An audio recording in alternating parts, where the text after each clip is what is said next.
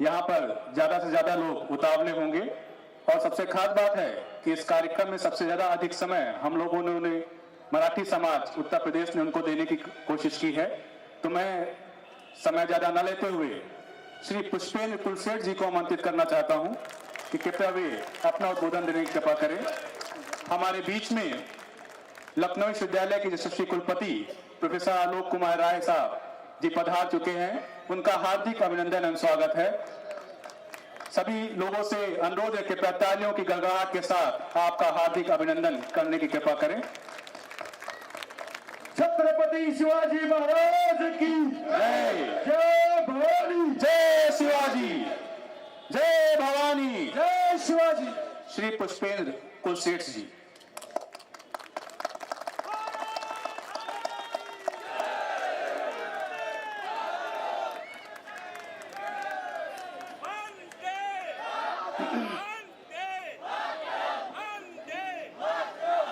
आप सबका बहुत बहुत शुक्रिया। आज के इस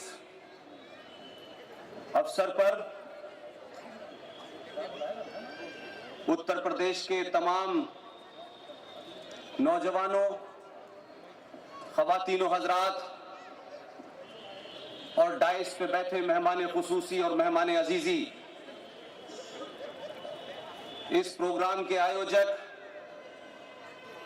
जनाब उमेश कुमार पाटिल साहब, संस्थापक अध्यक्ष मराठी समाज उत्तर प्रदेश, साबिक गवर्नर साहब, उत्तर प्रदेश भारतीय जनता पार्टी के सदर जनाब स्वतंत्र देव सिंह साहब, एक ऐसे समय में आपने मुझे उत्तर प्रदेश बुलाया है, मुझे लगता है कि ये ऐसा मौका है कि शिवाजी जी ने क्या किया, क्या करना चाहिए था, इसका समय नहीं है। मैं मानता हूं कि अगर भारत का इतिहास ठीक तरीके से पढ़ाया जाता तो मुझे पूरी उम्मीद है, मैं ये मानता हूं, मेरा यकीन है कि शिवाजी ने अफजल खान का वध अगर किया था और इतिहास में यह पढ़ाया जाता कि अफजल खान का वध छत्रपति महाराज शिवाजी ने क्यों किया था, तो इस देश में अफजल गुरु पैदा नहीं होते। लेकिन हमारे समाज में सत्ताओं पर बैठने की जल्दबाजी और सत्ता पे बिठाने के लिए इस देश के चाटुकार इतिहासकारों ने इतिहास के साथ छेड़छाड़ की। मुझे उससे ज्यादा दुख इस बात का है कि 26 जनवरी 1950 को भारत का संविधान बना और इस संविधान के अंदर तमाम वो लोग जो उस वक्त संविधान लिखने वाली कमेटी में थे, संविधान लिखने के बाद यह तय हुआ कि भारत का संविधान अगर इसके ऊपर सिर्फ भारत ना भी लिखा जाए तो कैसे भारत के संविधान को सिर्फ छूने से, देखने से यह पता चल जाए कि यह भारत का संविधान है।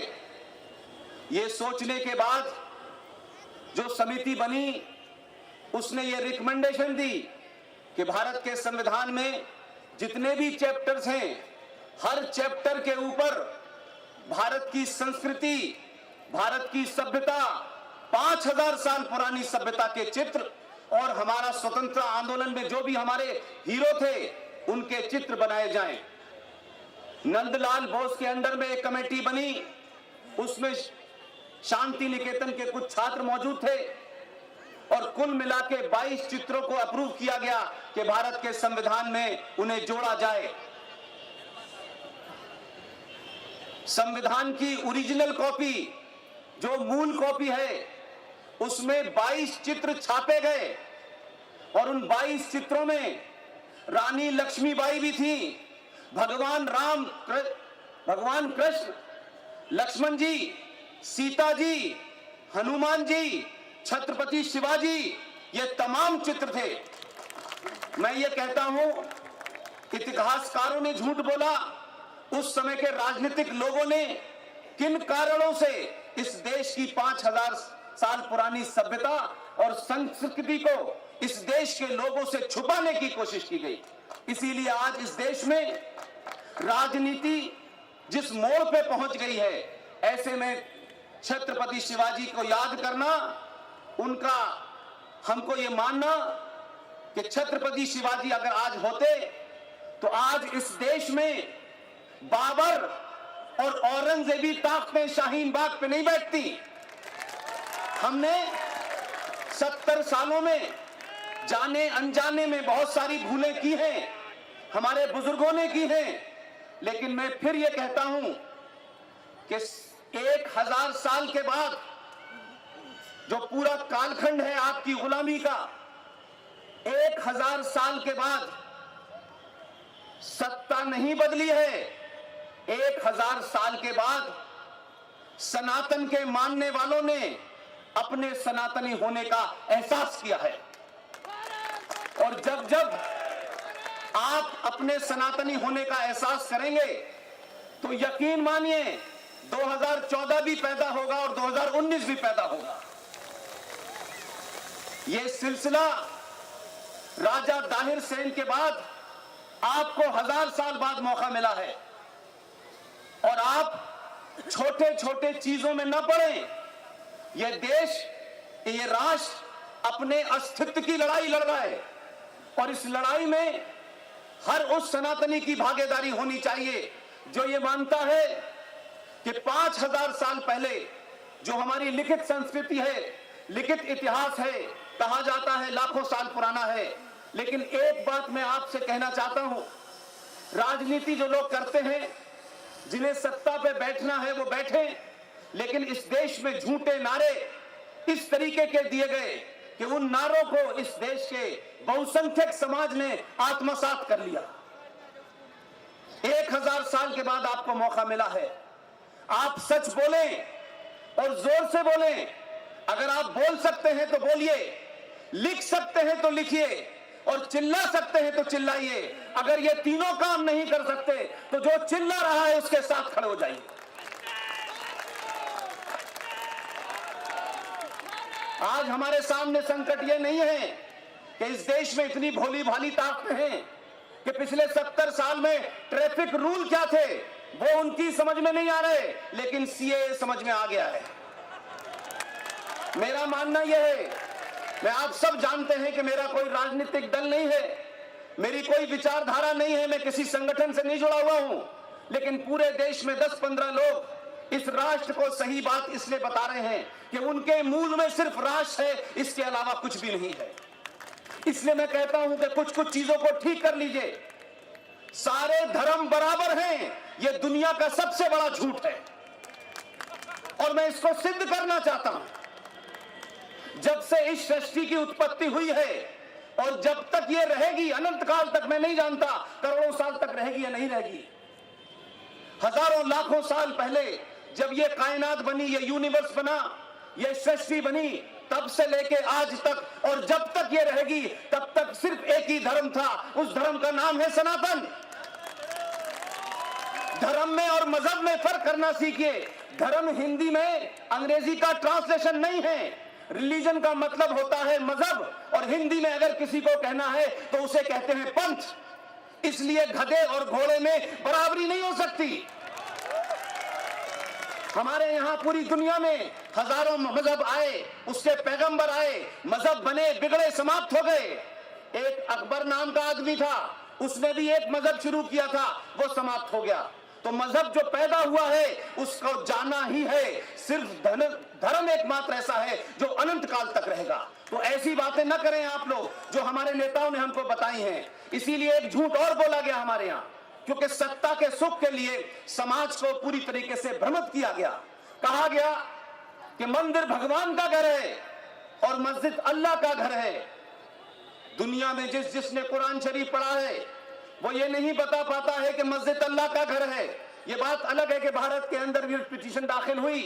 14 साल के बाद सुप्रीम कोर्ट की पूरी बेंच ने कहा, बड़े बड़े दानिश्वर बड़े बड़े मौलवी, बड़े बड़े हाजी, ये तमाम लोग मौजूद थे। उन्होंने कहा कि मस्जिद का दर्जा इस्लाम के अंदर पवित्र जगह का नहीं है, मस्जिद की कोई महत्वता नहीं है, मस्जिद कहीं भी बन सकती है, कहीं भी टूट सकती है। और ये बात हिंदुस्तान की, तो यहां तो मस्जिद और कब्रिस्तान राजनीति के एजेंडे में चल रहे हैं। जहां पे मोहम्मद साहब थे, जहां मक्का है, जहां हरमैन शरीफ है, जहां काबा शरीफ है, वहां रोज मस्जिदें टूटी जाती हैं और रोज वहां सड़कें चौड़ी हो जाती हैं। लेकिन हमारे यहां मस्जिद और कब्रिस्तान राजनीति का अखाड़ा बना हुआ है।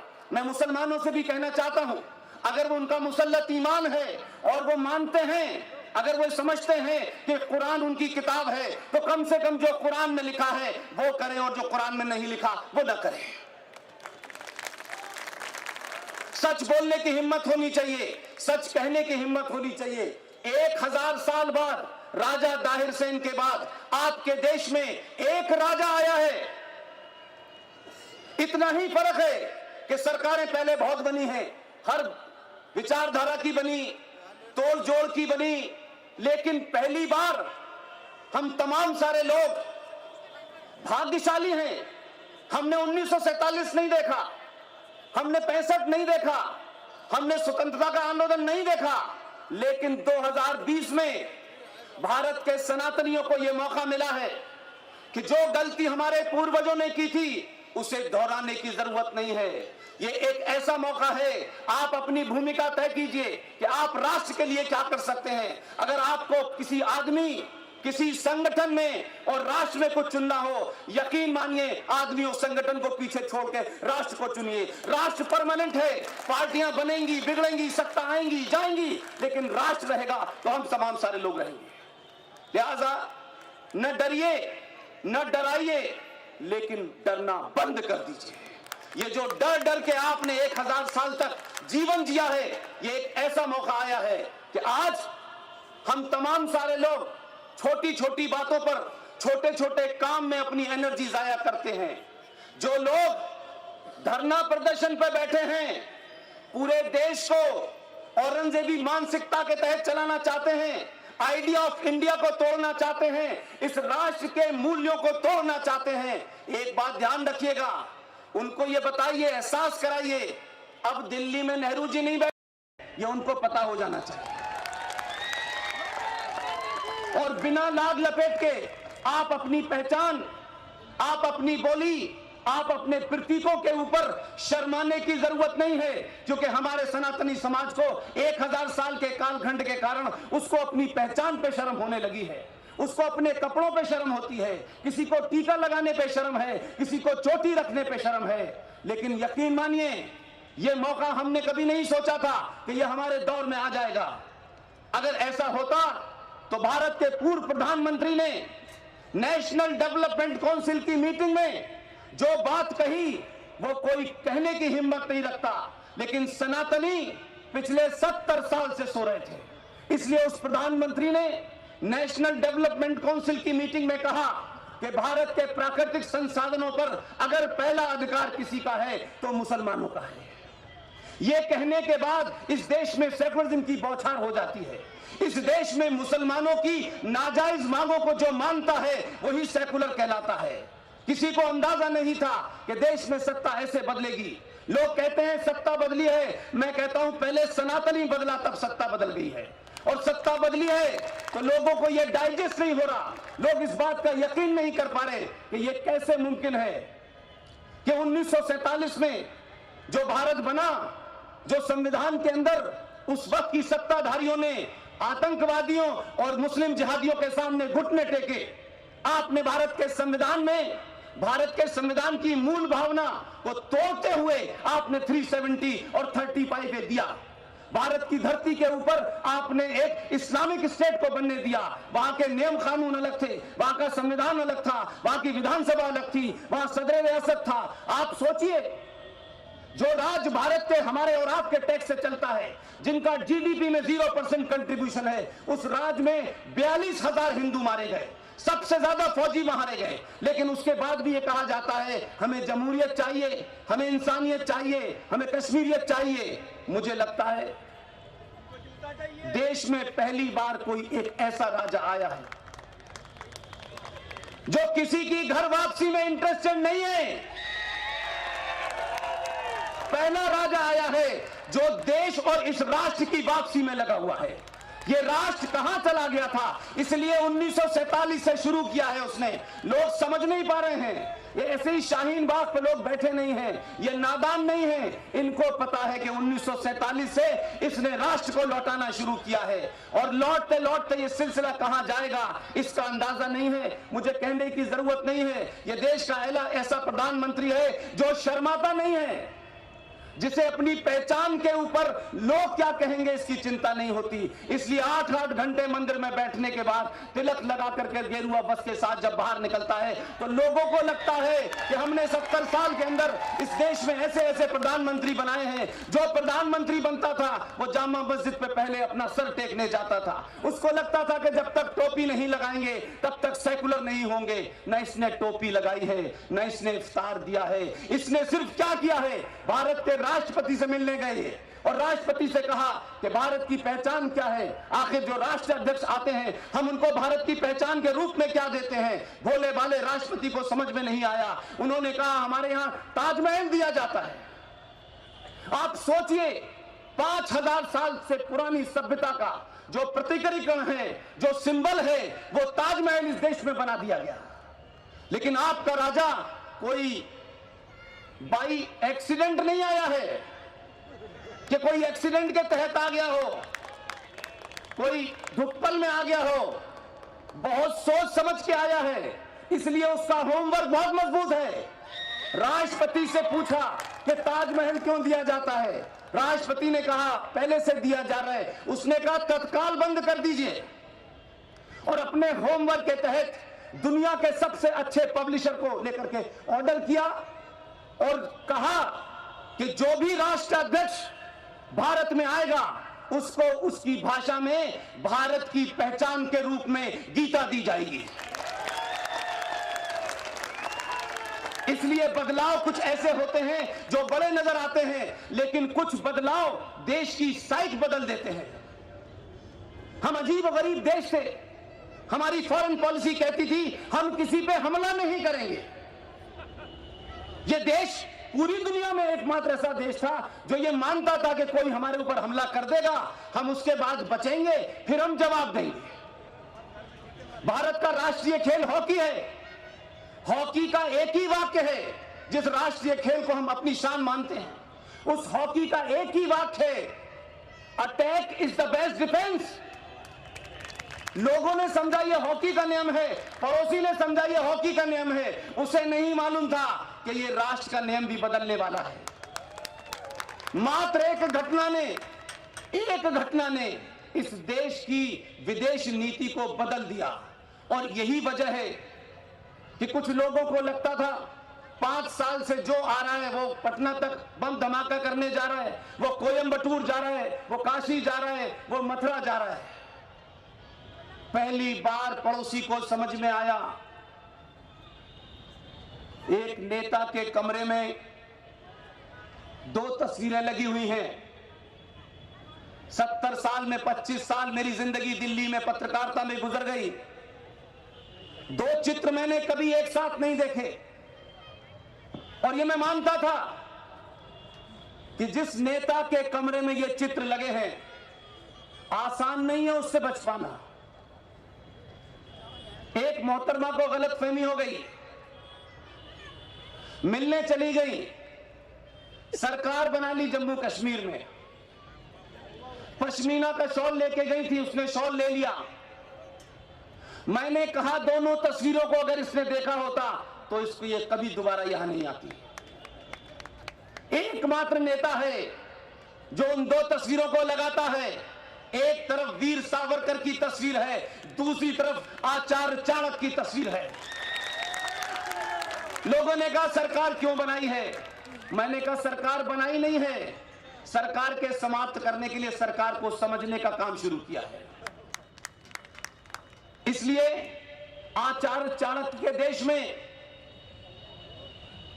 छत्रपति शिवाजी महाराज के देश में हमें इस बात का दुख है और खुशी भी है कि 1000 सालों में हमारी चुप्पी ने, हमारी खामोशी ने, हमारे बोनों के हमारे ऊपर राज किया है। जो बोने थे उन्होंने राज किया है।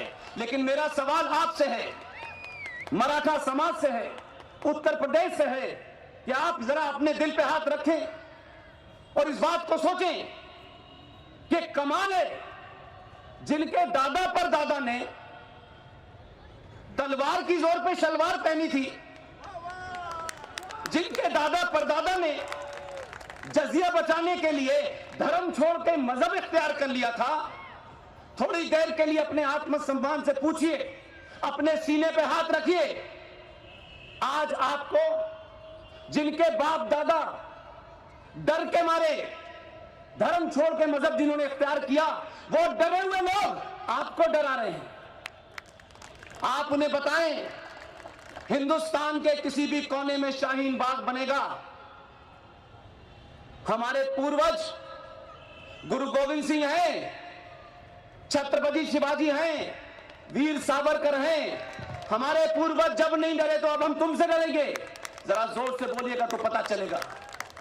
इसलिए नारा कोई ऐसा नहीं है कि सीएए समझ में नहीं आ रहा, सीएए ज्यादा समझ में आ गया है, इसलिए धरने पे बैठे।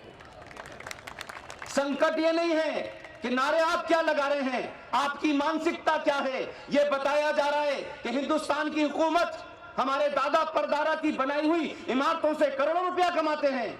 मैं इस बात से खुश हूं। एक जोकर है हैदराबाद में, वो भी बीच बीच में कहता है कि 800 साल, खुलेआम कहता है 800 साल हमारे पूर्वजों ने इस देश पर राज किया है। शाहीन बाग में जो बातें कही जा रही हैं, वो भी यही बता रही हैं कि ताजमहल से और कुतुब मीनार से इस देश की कमाई होती है। मुझे इस बात की खुशी है कि कुछ सच बोलने वाले लोग हैं। कम से कम उसने बता तो दिया कि उसके पूर्वज कौन थे। लाइन साफ है कि आप औरंगजेबी ताकतों के खिलाफ खड़े होंगे या भारत राष्ट्र के साथ खड़े होंगे। इसलिए ये समय है, आज का दिन इस बात के लिए है, तहिया करें। हम इस बात के लिए आज दोबारा से अपने से वादा करें कि हम किसी कीमत पर भारत की धरती पर भारत राष्ट्र को तोड़ने वाली ताकतों को किसी भी कीमत पे कामयाब नहीं होने देंगे। और यह बात अपने मन से निकाल दीजिएगा। यह हमारे समाज की कमजोरी है कि हम सब कुछ चाहते हैं कि सरकार करे। सरकार पहली बार जिस मकसद के लिए चुनी गई है, सरकार को भी अंदाजा है। यह सरकार सड़क बनाने के लिए आपने उसको बहुमत नहीं दिया था, इसका सरकार को एहसास है। आपने 2019 में ये जो वोट दिया था, ये राष्ट्र बनाने के लिए दिया था। अगर वो ईमानदारी से राष्ट्र बचाने और बनाने की कोशिश कर रहा है, तो आपकी भी जिम्मेदारी है कि आप एक राष्ट्र के रूप में, एक देशवासियों के रूप में सड़कों पे निकलें, दुगनी ताकत में निकलें और उन्हें बताएं जो बार बार ये कहते हैं भारत तेरे टुकड़े होंगे इंशाल्लाह इंशाल्लाह। उनसे पूछिए इंशाल्लाह का मतलब अगर पता होता तो नारा नहीं लगाते। इंशाल्लाह का सिर्फ इतना ही मतलब होता है, अल्लाह ने चाहा तो। उन मुसलमानों से कहिए कि अल्लाह अभी चाहता नहीं है कि इस मुल्क के टुकड़े हों। अल्लाह ये चाहता है कि जो टुकड़े करेंगे उनके देश टुकड़े कर देंगे। अपने आप को पॉलिटिकली करेक्ट होने की कोशिश मत कीजिए। ये लम्हा, ये घड़ी आपको इतिहास में जगह देगी। आपके बच्चे आप पे ये आरोप नहीं लगाएंगे जो हम लगाते हैं कि हमारे पूर्वजों ने किस दबाव में संविधान में संशोधन कर दिया, किस दबाव में भारत की पार्लियामेंट को बौना कर दिया, किस दबाव में भारत की जुडिशरी को कमजोर कर दिया। इसलिए 70 साल में इस देश के अंदर एक पैरेलल सत्ता खड़ी की गई और उस सत्ता ने जब जब इस देश की संविधान को लागू करने की कोशिश की, जब जब इस राष्ट्र की परंपरा को लागू करने की कोशिश की गई, वो आदर्श, वो इनविजिबल सत्ता ने अपना रूप दिखाया और सरकारों को, पार्टियों को बौना बना दिया। लेकिन पहली बार खुलेआम, बिना किसी लाग लपेट के, किसको पसंद है किसको नहीं पसंद है, हम और आप तो बहुत आम आदमी हैं, हम बड़ी चिंता करते हैं लोग क्या कहेंगे। आपका प्रधानमंत्री तो 8-8 घंटे पूजा करके निकलता है, गेरुए बस डाल के निकलता है, उसको चिंता नहीं है दुनिया उसके बारे में क्या कहेगी। और ध्यान रखिएगा, जो अपनी पहचान से कंप्रोमाइज करते हैं उनको कोई दुनिया में कहीं कोई इज्जत नहीं मिलती। पूरी दुनिया में तमाम सवाल उठाए गए, लेकिन उसने अपनी पहचान से कंप्रोमाइज नहीं किया, और यही वजह है कि दुनिया उसका लोहा मान रही है। यही वजह है कि धारा 370 और 35 हटने के बाद दुनिया के किसी आदमी ने कोई सवाल खड़ा नहीं किया। यही वजह है कि बालाकोट में जब आपकी फौजें गई तो किसी को अंदाजा नहीं था, दुनिया ने आपको सपोर्ट किया। और मैं उस बात को इसलिए जोड़ता हूं अध्यक्ष जी कि 70 देश के राष्ट्रीय अध्यक्ष पिछले 5 साल में आपके देश में आए। हमारे यहां घरों में गीता होगी, हम पढ़ते नहीं है, लेकिन विदेशी लोग समझदार हैं। कम से कम उस गीता को, जो अब यह कानून बन गया कि भारत राष्ट्र की पहचान के रूप में दी जाएगी, पिछले 4.5 साल के अंदर 70 देशों को वो गीता दी गई है उनकी अपने भाषा में। यह ताली बजाने की बात नहीं है। असल बात क्या है, जो यहां से लेके गए गीता, उन्होंने गीता को पढ़ा, गीता को समझा, और जब बालाकोट में आपके आदमी ने यहां से 1000 किलो बम डाला तो पड़ोसी समझ रहा था कि शायद पूरी दुनिया खड़ी हो जाएगी। जिस जिस राष्ट्र ने गीता पढ़ ली थी उसने पाकिस्तान को फोन करके कहा जल्दी से अभिनंदन को वापस कर दो, ये गीता का मानने वाला है, शाम तक हम कुछ नहीं कर सकते। इसलिए मैंने कहा एक छोटी सी घटना आपके देश की साइक बदल देती है। एक छोटी सी घटना से आपकी दुनिया का आपके प्रति रुख बदल जाता है। यह बहुत महत्वपूर्ण मौका है। मुझे फ्लाइट पकड़नी है, मुझे स्वतंत्र देव जी से माफी मांगनी पड़ेगी। जो उत्तर प्रदेश काबीना के मंत्री हैं उनसे माजरत चाहता हूं, क्योंकि मुझे देर रात की फ्लाइट से मॉरिशस जाना है। मेरा बड़ा दिल था कि मैं लंबा बोलता, लेकिन शायद प्रोग्राम थोड़ा देर से शुरू हुआ है। लेकिन सबसे बड़ी बात यह है कि यहां बोलते वक्त यह लग ही नहीं रहा कि यह उत्तर प्रदेश है। ऐसा लगता है कि मैं महाराष्ट्र के किसी इलाके में बोल रहा हूं। छत्रपति शिवाजी महाराज की इस स्पिरिट को बनाए रखिए, इस भावना को बनाए रखिए। और सावरकर जी ने आपसे थोड़ी सी विनती की है। मैं कुछ सच्चाइयों को जानता हूं, इसलिए उसमें थोड़ा सा अमेंडमेंट करना चाहता हूं।